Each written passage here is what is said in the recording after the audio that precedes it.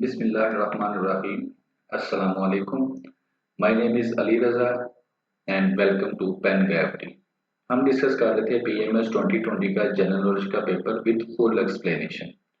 ये पार्ट 9 है।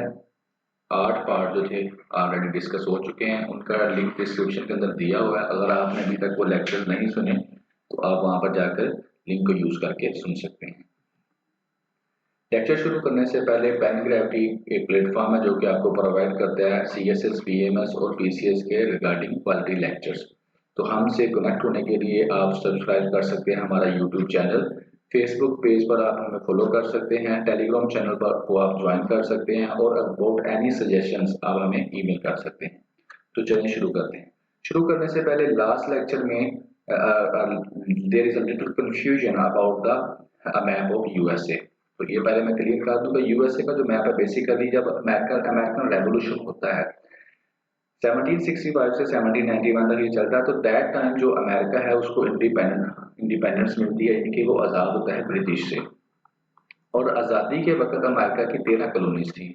वो जो ओरिजिनल 13 कॉलोनीज थी, वो ये 13 स्ट्रिप्स इसके अंदर आप गिनेंगे तो ये 13 है। इनको इस मैप के अंदर फ्लैग के अंदर ये जो 13 स्ट्रिप्स हैं ये उन ओरिजिनल 13 कॉलोनीज को जाहिर करती है। और अभी जो है आज़ादी के बाद अभी जो प्रेजेंटली स्टेट्स हैं वो 50 स्टेट्स हैं अमेरिका की। और वो 50 स्टेट्स जो हैं ये बेसिकली ये जो स्टार्स हैं 50 स्टार्स उन टोटल स्टेट को जाहिर करते हैं। तो ये था इसका जो कंफ्यूजन थी, ये थी क्लियर हो जाएगी आई थिंक सो। तो अब शुरू करते हैं आज का लेक्चर। क्वेश्चन नंबर 26 है Watergate scandal is related to. इसका सिंपल आंसर है स्पाइंग। स्पाइंग बेसिकली होता है किसी की जासूसी करना, ठीक है, यानी कि उसके सेक्रेट चीजों को चोरी करना, सेक्रेट चीजों के बारे में पता करना, जासूसी करना, इसको कहते हैं स्पाइंग करना। तो चलें आगे चलते हैं। इसको इसमें हम यह है कि इसको वाटरगेट स्कैंडल को डीपली डिस्कस करेंगे कि ये क्या था। आपको इसकी हर एक चीज जो है एक्सप्लेन हो जाएगी कि वाटरगेट स्कैंडल बेसिकली था। अब पहले तो हम ये कहते हैं कि इसको वाटरगेट स्कैंडल कहते क्यों, वाटरगेट क्यों कहते हैं। वाटरगेट बेसिकली होता यह है कि वाटरगेट एक कम्प्लेक्स है। कम्प्लेक्स क्या है, बिल्डिंग्स है, 6 बिल्डिंग्स हैं, उनका एक कम्प्लेक्स है, उसका नाम था वाटरगेट कम्प्लेक्स। अभी जो मैंने लास्ट टाइम जिक्र किया स्पाइन का, इन 6 बिल्डिंग में से एक ऐसी बिल्डिंग थी जिसकी अंदर ये एक्टिविटी होती है कि वहां पे बंदे जाते हैं, वहां पे वो स्पाइन करते हैं, जासूसी करते हैं। तो उसके बाद फिर ये आगे चलता है। तो वहां से ये चीज ली गई है और इस वजह से फिर क्या इसको कहा गया है वाटरगेट स्कैंडल, यानी कि ये नाम इससे जो है इसको कनेक्ट किया गया है।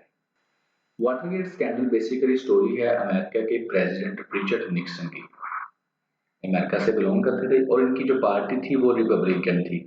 रिचर्ड निक्सन अमेरिका का 37वां प्रेसिडेंट था और ये 1968 के इलेक्शन जीतने के बाद अमेरिका का 37वां प्रेसिडेंट बन जाता है।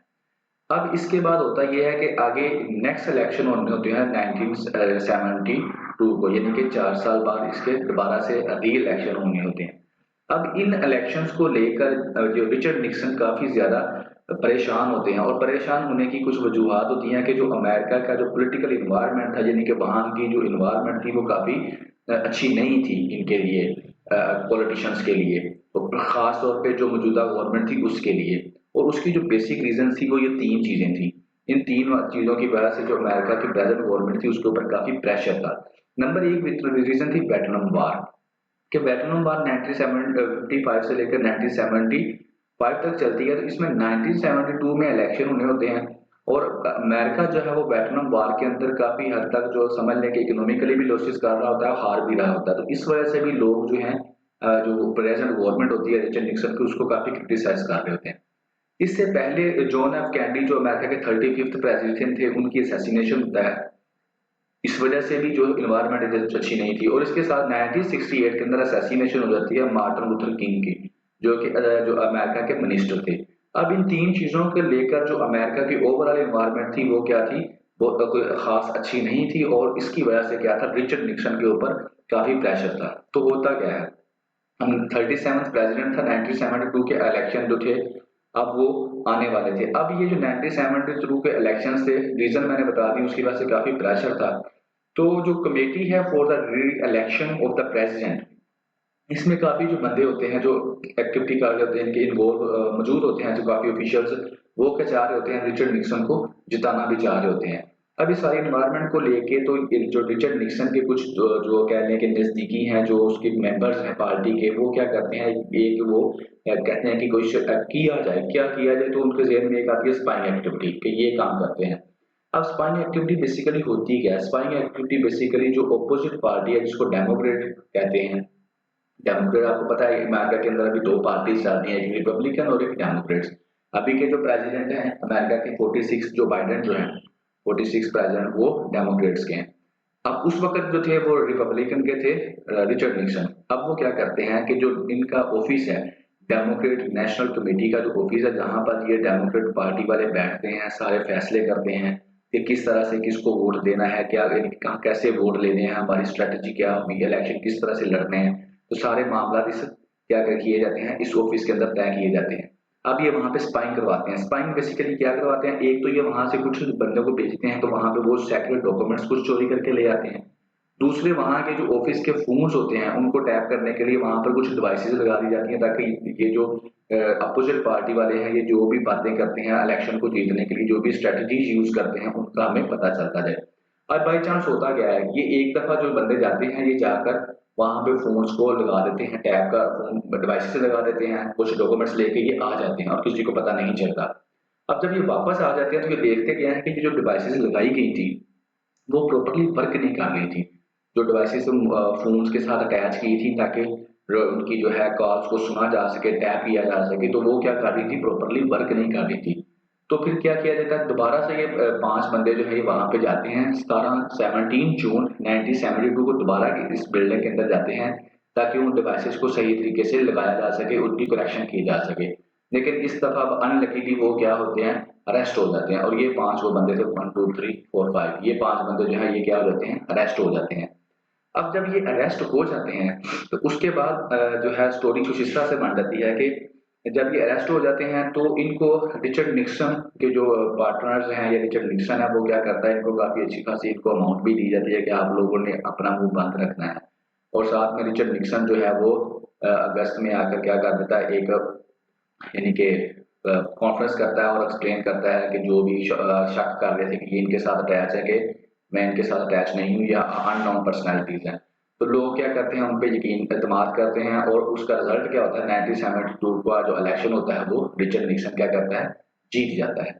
अब इलेक्शन रिचर्ड निक्सन जीत गया और ये जो स्पाइंग एक्टिविटी होती है ये भी इसके ऊपर भी एक कवर पड़ जाता है कि इसके ऊपर कोई पता नहीं चलता।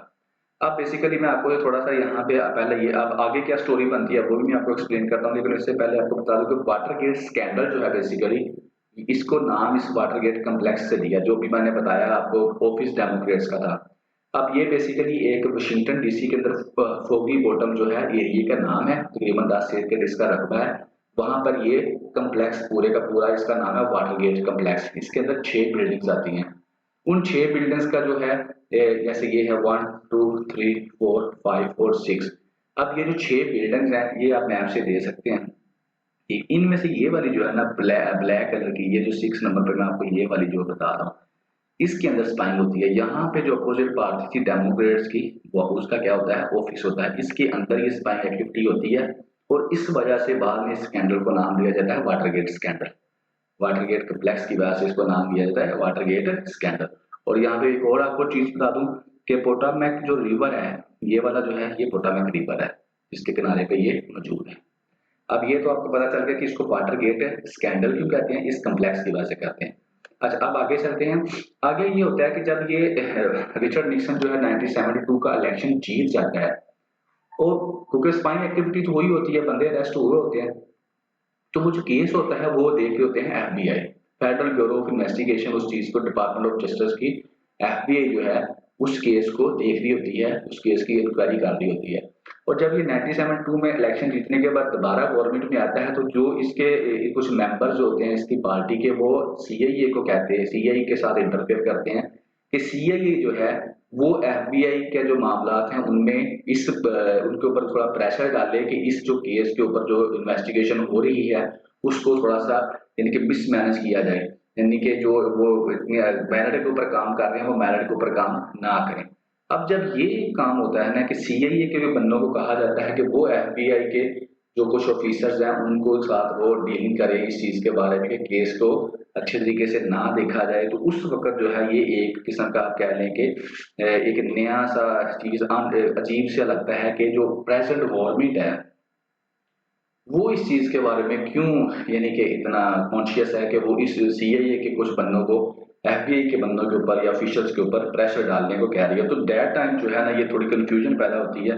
अब उस कन्फ्यूजन का क्या होता है, उस वक़्त फिर जो कुछ जर्नलिस्ट थे 2, एक का नाम था बॉब वुडवर्ड और एक का नाम था बेनस्टीन। ये दोनों जो जर्नलिस्ट हैं, ये इस स्टोरी को दोबारा से ओपन करते हैं। ये जो स्पाइंग एक्टिविटी हुई थी, इसको दोबारा से वो ओपन करते हैं और इसके ऊपर वो रिसर्च शुरू कर देते हैं कि ये आखिर है क्या और ये गवर्नमेंट क्यों इंटरफेयर कर रही है। गवर्नमेंट का इसका मतलब है कि गवर्नमेंट इंटरफेयर कर रही है, इसका मतलब है कि जो रिचर्ड निक्सन की जो एडमिनिस्ट्रेशन है वो कहीं ना कहीं इन्वॉल्व है, इसलिए तो वो कर रही है इसके साथ इंटरफेयर एफबीआई वालों के साथ कि केस को सही तरीके से ना देखा जाए। अब इसमें एक और भी चीज होती है, यहाँ पे एक इंसान ऑफिशियल है जिसका नाम, जिसको कोड नेम है डीप थ्रोट, यानी कि इसको डीप थ्रोट के नाम से जाता जाएगा, और इसका नाम है मार्क फेल्ड। ये एफबीआई का डायरेक्टर एसोसिएट डायरेक्टर होता है, और ये जो है वहां पे एफबीआई के अंदर जो प्रेशर आ रहा होता है सीआईए की तरफ से या गवर्नमेंट की तरफ से, ये सारी चीजें जो इन्फॉर्मेशन है इन 2 जर्नलिस्ट को प्रोवाइड करता है, और ये 2 जर्नलिस्ट इसके ऊपर काम करना शुरू कर देते हैं। अब रिजल्टेंटली क्या निकलता है कि केस एक टर्न लेता है कि वैसे तो कोई प्रूफ नहीं होता, लेकिन अमेरिका में इस तरह है कि जो व्हाइट हाउस है या जो इनका प्रेसिडेंट का जो ऑफिस है, वहां पर हर कॉल, जो प्रेसिडेंट की भी हर कॉल होती है उसको रिकॉर्ड किया जाता है और उसको उसका रिकॉर्ड रखा जाता है। तो केस इस तरह से टर्न लेता है कि वहां जो जब ये चीजें सारी सामने आनी शुरू हो जाती हैं, तो इस जो ये जो केयर जो के अपना टेप्स थी, इनके बारे में जब केस चलना शुरू हो, क्योंकि इसकी जब इंक्वायरी शुरू हो जाती है तो रिचर्ड निक्सन के ऊपर जो है थोड़ा थोड़ा डाउट होना शुरू हो जाता है और इंक्वायरी भी शुरू हो जाती है। तो उसके बाद जो है ये जो निक्सन को प्रूव करने के लिए कि निक्सन ही इस चीज के अंदर इन्वॉल्व है, तो ये एक रास्ता होता है कि जो व्हाइट हाउस की टेप्स हैं उनको लाया जाए और उनकी रिकॉर्डिंग सुनी जाए, ताकि पता चले कि जो निक्सन है उसकी किस किस से फोन पे बात होती रही है। तो उस वक्त फिर क्या होता है, क्योंकि उस वक्त केस तो शुरू हो चुका होता है, तो वहां पे एक और इंसिडेंट हो जाता है, सैटरडे नाइट मैसकर 1972। इसमें कोई मैसकर नहीं होता जिनकी किसी की जान नहीं जाती। इसमें बेसिकली होता यह है कि ये है आर्चबाल्ड कॉक्स, ये है एक लॉयर, इस तरह आप कह लें सरकारी वकील है ये, और ये अपोजिट है, यानी कि केस में जब रिचर्ड निक्सन के अगेंस्ट केस चल रहा होता है तो ये अपोजिट वकील होता है दूसरी साइड पे, और ये बार बार इस चीज पे प्रेशर डाल रहा होता है कि जो व्हाइट हाउस के अंदर टेप्स हैं उनको शामिल किया जाए, वहाँ के जो टेप्स हैं उनको कोर्ट के अंदर पेश किया जाए ताकि वहां से इंक्वायरी शुरू की जाए प्रॉपरली। तो इसमें क्या होता है, जब निक्सन देखता है कि ये इस चीज के ऊपर बड़ा जोर डाला है, तो निक्सन इसको क्या करता है, इसको फायर कर देता है, यानी कि इसको नौकरी से, जॉब से इसको निकाल देता है। इसका जब ये इसको जॉब नौकरी से निकाला जाता है, तो जो जस्टिस डिपार्टमेंट है, क्योंकि ये बेसिकली जस्टिस डिपार्टमेंट से बिलोंग करता है, तो जस्टिस डिपार्टमेंट के जो दूसरे लॉयर्स हैं या जो अमला है, वो क्या करता है, इस चीज को यानी कि लेकर वो प्रोटेस्ट शुरू कर देता है।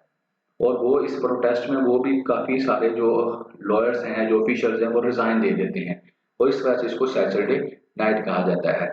अब जब ये चीज होती है तो निक्सन के ऊपर और ज्यादा प्रेशर जो है वो डेवलप हो जाता है। इस प्रेशर के अंदर आकर निक्सन जो इस चीज पे राजी हो जाता है कि ठीक है हम प्रोवाइड करते हैं जो टेप्स हैं, तो कुछ टेप्स जो है वो कोर्ट के अंदर क्या करता है, प्रोवाइड करता है। जैसे ही कुछ टेप्स प्रोवाइड की जाती हैं, तो काफी हद तक निक्सन के बारे में प्रूफ मिलने शुरू हो जाते हैं कि निक्सन जो है वो कहाँ कहाँ बात करता रहा और किस किस तरह से चीजें, यानी कि चीजें खुलनी शुरू हो जाती हैं। और इसके साथ साथ कई जो और लोग हैं जो निक्सन के खिलाफ थे, वो भी निक्सन के अगेंस्ट गवाही देना शुरू कर देते हैं। तो एट द रिजल्ट फाइनली क्या होता है कि सुप्रीम कोर्ट ऑफ अमेरिका जो है 1974 के अंदर क्या करती है, ऑर्डर्स इशू करती है कि तमाम टेप्स, यानी कि जो भी रिकॉर्डिंग थी उस वक्त की सारी जो है वो कोर्ट में पेश की जाए।